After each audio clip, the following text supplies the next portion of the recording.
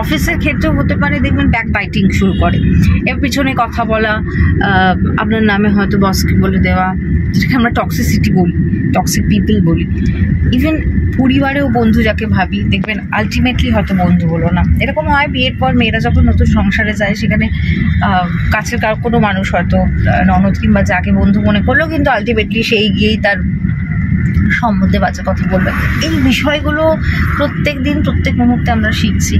নমস্কার, সময় আপডেটসে আমি সুমনা এসে গেছি। আজকের টপিকটা খুব স্পর্শকাতর একটা বিষয়। আমরা প্রত্যেকদিন বন্ধুদের সাথে মিশি, বন্ধুদের সাথে কথা বলি, এবং জীবনে বন্ধু বিষয়টা খুব ইম্পর্ট্যান্ট। কিন্তু এর মাঝেও এমন অনেক মুখোশধারী মানুষ থাকেন যাদেরকে আমরা চিনতে পারি না, এবং সেটা একটা সমস্যা তৈরি হয়, কোথাও নিজের সাথেও একটা সমস্যা তৈরি হয়। এবং এখনকার দিনের বন্ধুত্ব সম্পর্কটা এতটাই বদলে গেছে, সমস্যাটা যেন আরও বেড়ে গেছে। তো বন্ধুরা, আজকের টপিকটা হলো বন্ধু কীভাবে চিনবেন। বন্ধু চেনা বিষয়টা কিন্তু একটা ভীষণভাবে লার্নিং বলা যেতে পারে। এবং আমরা যে পরিবেশে বড় হই, সেখানে আমরা যেভাবে ধরুন মানুষের সাথে মিশতে শিখি, বা আমাদের বাবা মা যেখানে আমাদের যেভাবে ট্রেনিং দেওয়া হয় আর কি, যেভাবে এভাবে কথা বলবে, এভাবে মিশবে, তো সেইটা আমাদের মধ্যে কিন্তু থাকে। সেটা আমাদের বলা যেতে পারে রুট কজ, যেটা আমাদের রুটে বসে যায়।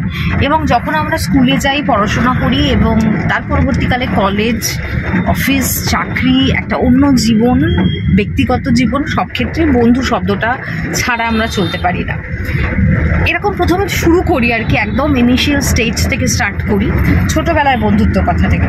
ছোটোবেলায় স্কুলে যখন পড়াশোনা করি, তখন সেরকম নানা রকম বন্ধু বান্ধব থাকে, যাদের সাথে আমরা বেশ মানে বলতে পারি ছোটোবেলার প্রথম হাত ধরে বন্ধুত্বের অনুভূতিটা সেখান থেকেই শুরু হয়।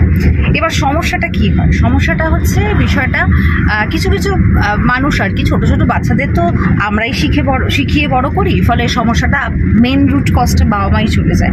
তো এবার এমন বন্ধু বান্ধব থাকি যারা ধরুন চুরি করা শিখছে, ছোটোখাটো পেন্সিল, রাবার, এগুলো তো বাচ্চারা ধরুন ভালো লাগলো অন্য কারো, সেটা নিয়ে গেল। এবার স্কুলের সমস্যা হচ্ছে, স্কুলে কেউ মানে স্কুলে হয়তো বললো বা কমপ্লেন করলো, কিন্তু বাড়িতে যখন নিয়ে যাচ্ছে, বাবা মার দেখা উচিত যে তার ছেলে মেয়ে অন্য কারোর একটা জিনিস নিয়ে আসছে। তো এই প্রথম ধাপ যে বাচ্চাটাকে বারণ করা, শেখানো যে অন্যের দ্রব্য লইলে তাকে চুরি বলা হয়। এবার ধরুন সেইটা করা হলো না, মা বাবা ঢেকে দিল বিষয়টা, কিছু বলছেন না, যে ব্যাগে একটা পেন্সিল এসে গেলেও যেটা দেখা, বা বই চলে এলেও দেখা, সেই বিষয়টা কোনো কিছুই করছেন না। এরপর ধরুন শুরু হলো কলেজে যাওয়া। কলেজের ক্ষেত্রেও তখন আমি এরকম অনেক দেখেছি, বা অনেক কাউন্সিলিংয়ে আমরা পেয়েছি যে বন্ধুর বাড়ি থেকে টাকা চুরি করে নিচ্ছে।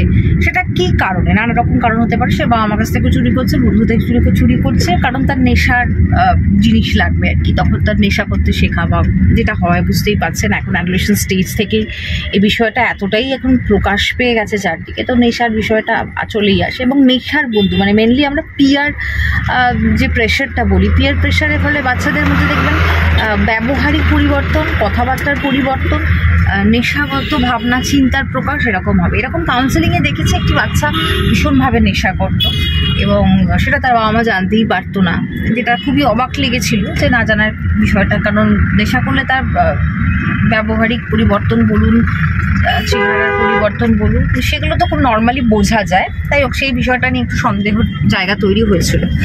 এবার হচ্ছে এইরকম বন্ধুবান্ধব, যে বন্ধুবান্ধবদের ধরুন কিছুটা মানে বোঝা যায় যে অনেকে বলে আমার খুব স্বার্থপর বন্ধু, মানে যাই হোক পাশে থাকবে না, বা কোনো বিপদের সময় বন্ধুকে পাশ ছেড়ে চলে যাবে। এই বন্ধুত্বের সময়গুলো বাচ্চাদের ক্ষেত্রে বিশাল বড় লার্নিং হয়। ওরা চিনতে শেখে, জানতে শেখে যে কোন কোন মানুষের সাথে মেশা উচিত না। আর আমি এটাও বিশ্বাস করি যে আমরা সবসময় মনে করি একটা স্ট্যান্ডার্ড বিলং করা বা একটা স্টেটাস বিলং করে সেরকম মানুষের সাথে মেশা উচিত।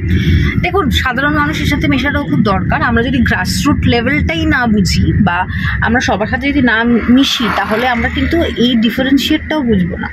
অনেক মানুষ আগে দেখবেন হয়তো খুবই সাধারণ স্কুলে পড়ে, কিন্তু ভীষণ ভালো মানুষ, ভীষণ মনের দিক থেকে খুব ভালো। এরকম গ্রামে কাজ করতে গিয়েও দেখেছি অনেক ক্ষেত্রেই যে এরকম মানুষের মধ্যে কোথাও একটা অন্যরকম বন্ধুত্ব, অন্যরকম ভালোবাসা। এরা বন্ধুত্ব বলতে মানে একদম অজ্ঞান বলা যায়। তো এখানে আবার একটা কনফিউশন থাকে। আমরা সবসময় যেটা একটা স্ট্যান্ডার্ড বা একটা জাতিগত বলা যেতে পারে যে একটা ভাগ করে দিই, যে না এই খারাপ এই ভালো, সেটা কিন্তু একদম অ্যাবসলিউটলি রং। কারণ আমি দেখেছি হাই স্ট্যাটাস বা হাই যারা লাইফস্টাইল বিলং করেন তাদের ক্ষেত্রেও নানা রকম কিন্তু সমস্যা আছে। এটা না যে এটা ভুল কথা যে হাই স্ট্যান্ডার্ডটা সবসময় ভালো হবে। এনিওয়েজ, তো এইগুলো বিষয়গুলো জানতে হবে। কলেজেও দেখবেন, স্কুলেও দেখবেন, যেটা বললাম স্কুলে আর কি। তো অফিসের ক্ষেত্রেও হতে পারে, দেখবেন ব্যাক বাইটিং শুরু করে, এর পিছনে কথা বলা, আপনার নামে হয়তো বসকে বলে দেওয়া, যেটাকে আমরা টক্সিসিটি বলি, টক্সিক পিপল বলি।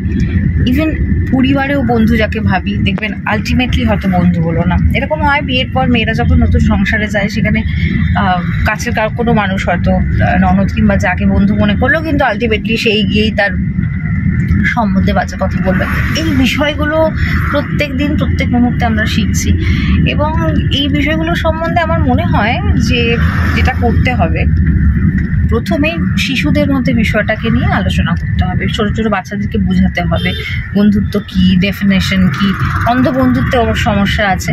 আর পিয়ার প্রেশারটা খুব মারাত্মক অ্যাডোলেসেন্ট স্টেজ বলুন, বা এখন তো খুব তাড়াতাড়ি অ্যাডোলেসেন্ট স্টেজ এসে যায় বাচ্চাদের মধ্যে, সেখানে পিয়ার প্রেশারটা খুব মারাত্মক একটা জায়গা ধারণ করে। তো এগুলো অ্যাওয়্যার হতে হবে। এবং দেখবেন শুধু বাচ্চাদের কথা বললে ভুল হবে, বন্ধুত্ব আমরাও ঠকি। আমরাও অনেক, ধরুন জীবনে এমন অভিজ্ঞতা থাকবে যেখানে দেখবেন আমরা সেখানে এসে দাঁড়িয়ে দেখছি যে আমাদের বন্ধুত্বে কোথাও সেই মজবুত রিলেশনশিপ ছিল না, বা সমালোচনা করা, মানে বন্ধুত্বে যে সমালোচনা বিষয়টা খুব একটা healthy discussion is good, but কারোর সম্বন্ধে, কারোর পরিবার সম্বন্ধে, কারোর ব্যক্তিগত জীবন নিয়ে কথা বলাটার মধ্যে কোথাও বন্ধুত্বের প্রকাশটা পায় না। তো বন্ধুরা, এই বিষয়গুলো খুবই মানে নর্মাল বিষয়, এবং আমরা এভরিডে ডিল করছি। এটা আমাদের জানতে হবে কীভাবে ডিল করার। প্রথমত হচ্ছে নিজের ওপর বিশ্বাস রাখাটা খুব দরকার। কতটা লিমিটেশনের মধ্যে কথা বলবেন, কতটা তাকে কথা বলা উচিত, কতটা বিশ্বাস করা উচিত, সেই বিষয়টা কিন্তু মাথায় রাখবেন। সব কথা বলার দরকার নেই। ব্যক্তিগত আমির মধ্যে একটা গুরুত্ব আছে, সেটাও বুঝবেন। আর দেখুন, চলার পথে তো মানুষকে নিয়ে কাজ করতেই হয়। সবাই আপনার মনের মতো হবে না, আমরাও হয়তো কারোর মনের মতো নই, সেটা একটু কোথাও অ্যাডজাস্ট করতে হবে।